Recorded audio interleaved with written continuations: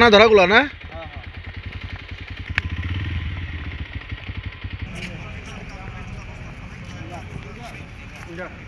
আপোনালোকৰ জৰিয়তে ক'ব বিচাৰিছোঁ যে পশ্চিমবংগৰ পৰা দিনে দুপুৰে শিলামপুৰ হৈ পৰ্বতজোৰা বিভিন্ন এলেকাৰে দিনে দুপুৰতে গো মাফিয়াসকলে গো সৰ্বকে বাংলাদেশলৈকে কৰি আছে।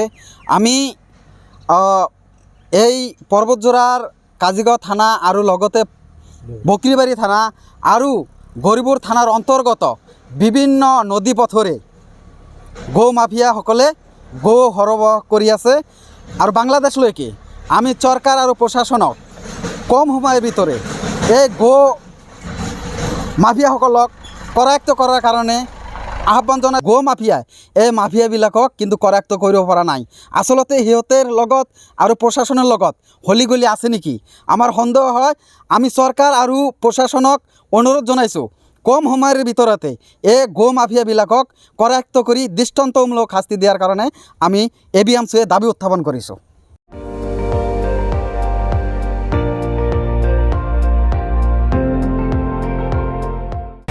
আপুনি চাই আছে ND24 সৰ্বশ্ৰেষ্ঠ নহয় সৰ্বোত্তমৰ দৌৰত।